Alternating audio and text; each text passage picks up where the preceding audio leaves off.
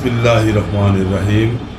প্রিয় কামরাঙ্গীচর তথা ৫৫ নং ওয়ার্ডের আমার প্রাণ প্রিয় ভাই ও বোনেরা, আসসালামু আলাইকুম।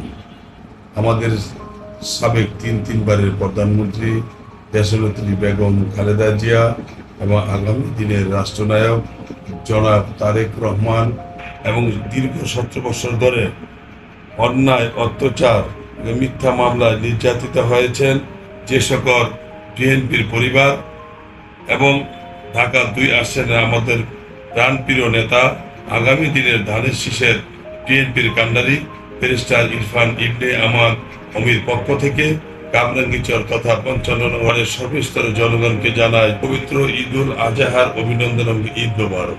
৫৫ নং ওয়ার্ডের যে সকল ভাইয়েরা আপনারা গরু কুরবানি করবেন, আপনারা অবশ্যই আপনাদের কুরবানির বর্জ্যগুলো নির্দিষ্ট একটা স্থানে ফেলবেন। সেখান থেকে যাতে আমাদের সিটি কর্পোরেশনের যারা দায়িত্ব ময়লা নিষ্কাশনের দায়িত্ব রয়েছেন, সিটি কর্পোরেশন লোকেরা যাতে খুব দ্রুত বেগে সেই বর্জ্য নিষ্কাশন করতে পারে, পরিবেশের যাতে কোনো ক্ষতি না হয়। এই জন্য আপনারা অবশ্যই আপনাদের কুরবানির গরুর যে বর্জ্যগুলো আপনারা দ্রুত বেগে আপনারা নির্দিষ্ট স্থানে ফেলবেন। ধন্যবাদ সকলকে। আপনারা আমার জন্য সকলে দোয়া করবেন যে আল্লাহ পাক আমাকে ভালো রাখে, আমি আপনাদের দোয়া করে আল্লাহ পাক যেন আপনাদের সকলকে ভালো রাখে, আপনার পরিবারকে ভালো রাখে। ধন্যবাদ সকলকে। আসসালামু আলাইকুম।